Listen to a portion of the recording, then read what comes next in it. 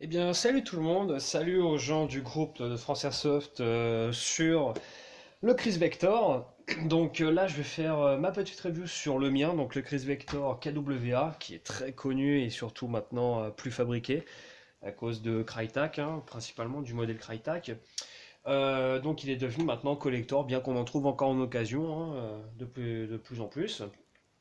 Alors, on va d'abord voir un petit peu ce que j'ai mis dedans, l'aspect extérieur, et puis après on parlera tout ce qui est modifiable, etc. Donc, on peut voir déjà que j'ai déjà 5 chargeurs ici. J'en ai un autre qui arrive d'ici la semaine prochaine, donc ça m'en fera 6. Et je vais en recommander 4 autres pour en avoir 10 au total, afin de pouvoir vraiment jouer toute une grosse partie avec. Je vais juste faire donc un passage sur les chargeurs. Alors les chargeurs, j'en ai 3 déjà de base KWA, plus 2 en rab ici que j'ai acheté sur Rainbow 8. Alors c'est le seul qui propose des chargeurs longs pas très très chers. Et donc j'en ai profité pour les acheter. À la base ils sont vendus. Alors je sais pas si je vais retrouver dans mon bordel. Ouais si. J'en ai encore un parce que bon.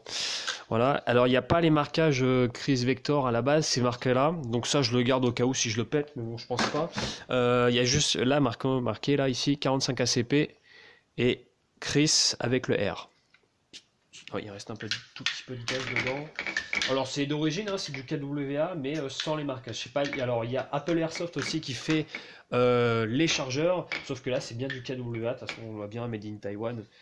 Le fameux autocollant de chez KWA ou KSC pour ce qui est fabriqué au Japon. À savoir que c'est exactement les mêmes, sauf que KSC c'est fabriqué au Japon. Donc voilà pour les chargeurs. Hop. On peut bloquer bien évidemment en bas, comme à peu près tous les systèmes 7 de chez KWA. Donc voilà la valve. Je crois qu'on peut mettre une cinquantaine de billes, je crois. Je sais plus du tout la capacité du chargeur, mais c'est une grosse capacité en gaz, grosse capacité en billes, ce qui fait que on peut faire au minimum un chargeur et demi avec une charge de gaz. Voir si c'est plus. C'est pas compatible avec du Glock standard, c'est du Glock 21, je crois. Glock 21, je crois, en allemand. Donc voilà. Ce n'est pas compatible également avec les chargeurs longs de chez Tokyo Marui. Ça, il faut bien le noter. Alors, le Chris Vector, le voilà. Hein, il est super connu. Ça a une gueule vraiment spéciale. Il a été connu surtout dans Modern Warfare 2. Donc c'est une arme dans le jeu que je jouais vraiment énormément avec, du fait du look que ça avait. Moi j'adore vraiment, ça fait vraiment gros futuriste et puis ça balance un calibre relativement gros que j'adore, c'est le 45 ACP. Donc voilà, hein, c'est relativement gros, c'est un joli pruneau. Et donc voilà pourquoi j'adore cette arme, là ici réplique hein, forcément. Et c'est surtout que c'est un GBBR comme on peut le voir. Et c'est surtout ça qui m'a plu. Donc je l'ai payé 200 € avec 3 chargeurs. 3 chargeurs silencieux. Et c'est tout, je crois que c'est déjà pas mal, hein, et puis je l'ai vraiment pas payé cher quoi. Et il fonctionne toujours parfaitement. Alors d'extérieur, donc il a un grain, on dirait un petit peu que c'est un petit peu granuleux, donc c'est plutôt pas mal, moi j'aime bien. La texture, ça fait vraiment plastique, vraiment résistant.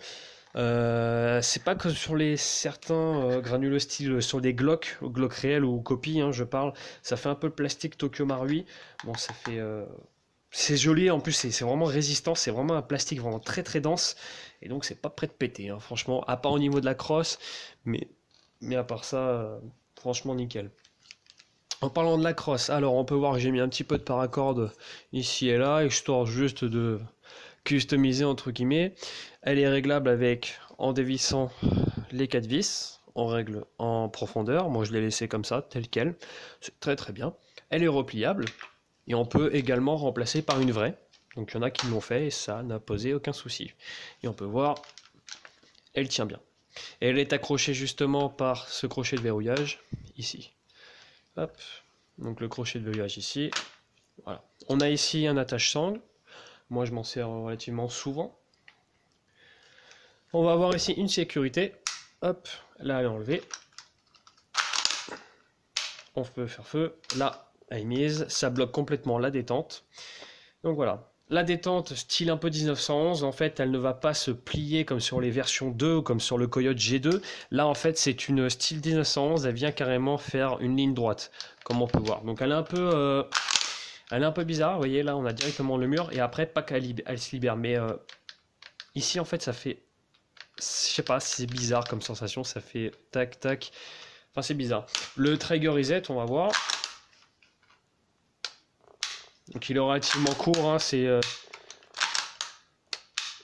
voyez. Alors le petit rond, pour ceux qui demandent, normalement c'est pour foutre un plan de sécurité. Soit un plan de sécurité, donc pour savoir si on a appuyé, soit pour foutre un cadenas sur la détente pour bloquer le tout. Donc ça c'est plutôt pas mal. Hein. Est livré avec un rear sight. Donc le rear sight, hop, tac. Donc moi il est un peu usé, donc c'est pour ça qu'il s'enlève et qu'il se remet facilement.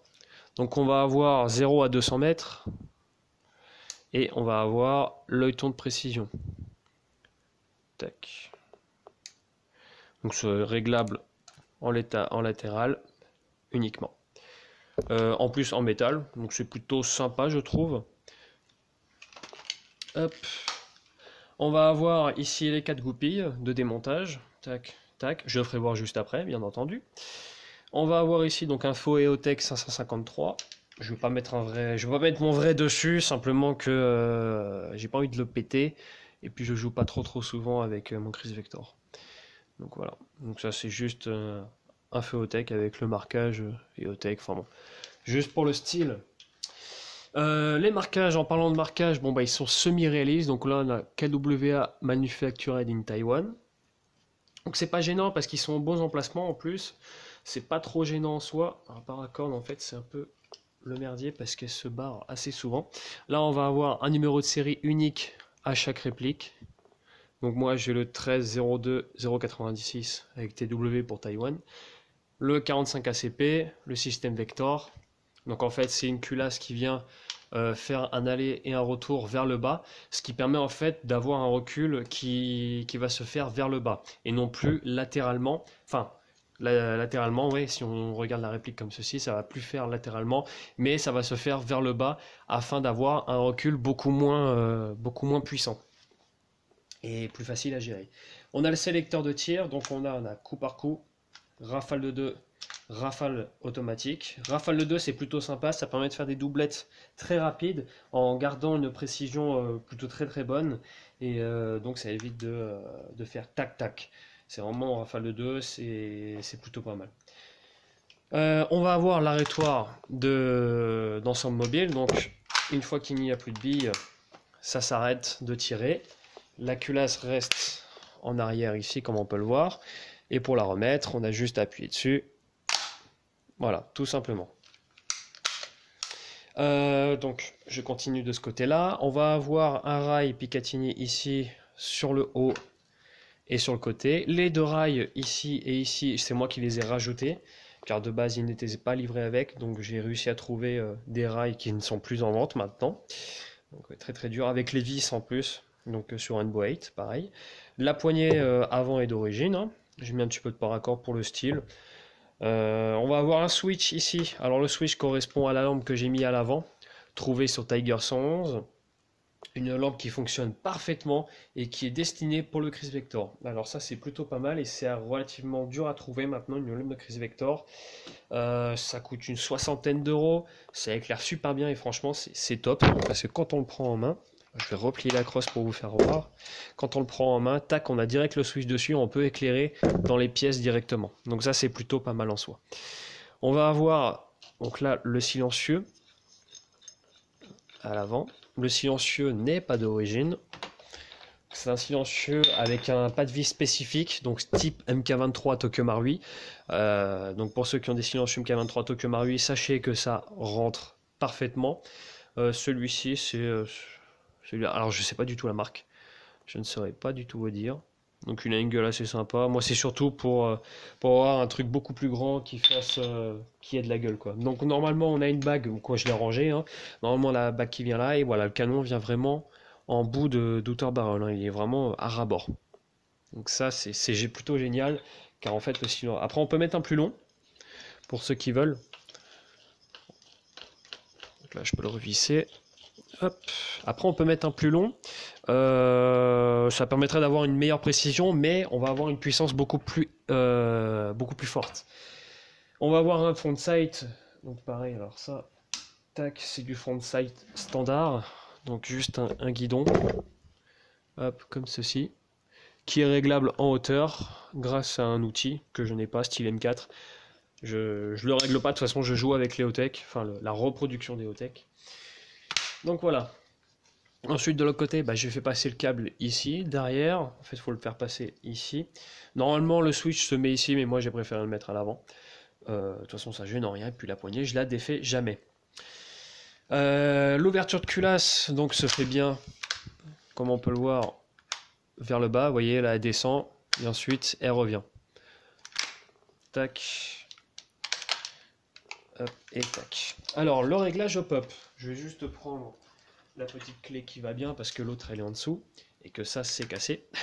C'est fragile. La clé du réglage de hop-up, elle est comme ceci, elle est crantée et en fait c'est une vraie misère car il faut l'insérer dans la fenêtre, mettre l'écran au bon endroit et en fait si on veut augmenter l'effet il va falloir tourner dans le sens inverse des aiguilles d'une montre. Alors c'est très précis comme réglage, certes, mais alors c'est horrible. C'est franchement à régler, c'est vraiment horrible. Ils auraient pu faire, je pense, un meilleur système, mais bon, ça fonctionne, c'est le principal. Donc avec un chargeur, voilà ce que ça donne. Donc c'est relativement lourd en soi, ça pèse vraiment son poids, on n'est pas loin des 3 kg, voir si c'est pas plus quand même. Donc là, hop. En dessous, j'allais oublier, comme je l'ai dit, mais vu qu'elle est cassée, je vais vraiment faire très attention. Hop, en dessous, voilà ce qu'on a. On a un petit bloc libre et on peut mettre, donc moi je mets ma clé de réglage du hop-up, ce qui permet de l'avoir toujours sur moi, même en jeu, et donc je peux l'ouvrir à tout moment et régler mon effet hop-up. Alors le démontage, hop, le démontage super simple, comme je l'ai dit tout à l'heure, on a 4 goupilles. Putain, elles sont méga dures à enlever.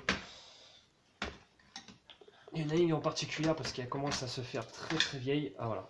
Donc les 2 goupilles en bas.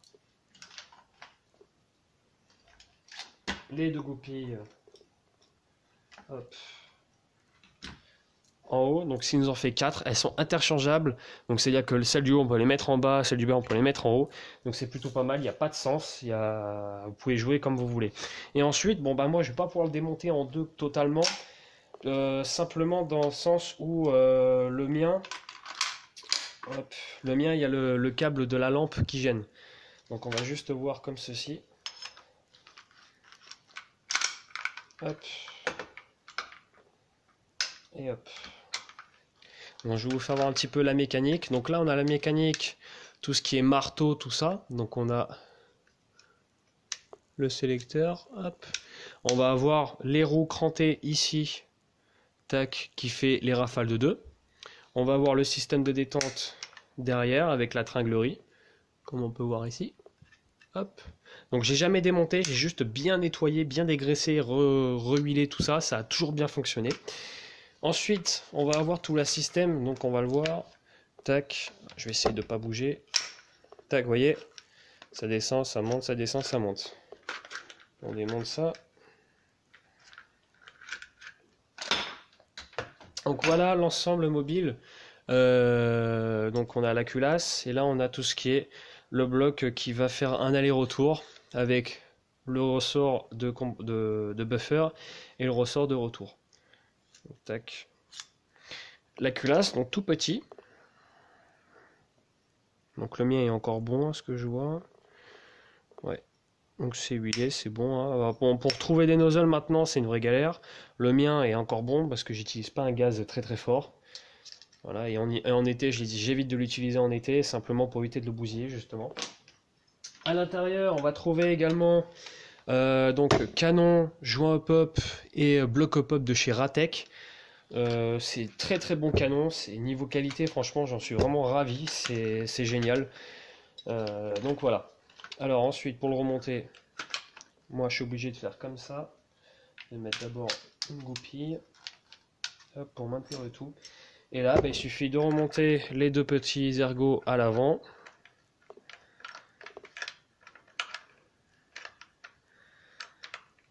Alors, quand on voit pas ce qu'on fait, c'est une galère. Les deux petits ergots à l'arrière, devant aussi. Et là, on remonte comme ceci. Alors, je me suis gouré.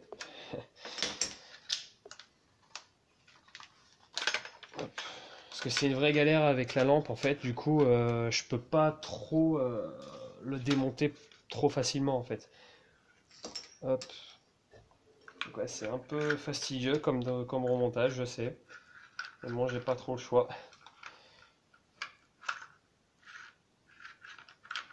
Hop. Tac, on remonte ça. Donc ce qui est bien, c'est que bon, quand on n'a pas la lampe, qu'on a installé la lampe autrement, pas comme moi, le démontage se fait très rapidement. Il suffit qu'il y ait une bille qui coince, ou comme moi j'ai eu des billes qui sont éclatées. L'avantage c'est que moi j'ai pu démonter très rapidement, tout nettoyer, et pouvoir repartir en jeu assez rapidement quoi.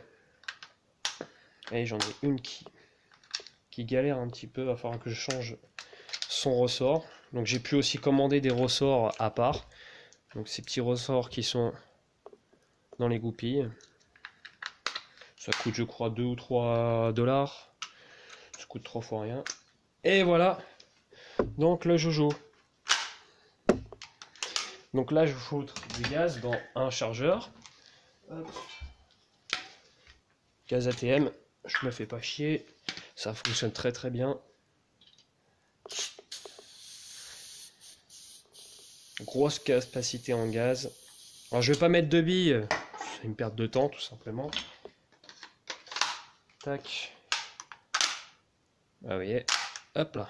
Donc là je serai obligé de tenir l'arrêtoir vu qu'il n'y a pas de cette bille. Hop, on va tourner de l'autre côté. Et voilà ce que ça donne. Vous voyez, la réponse est vraiment énorme.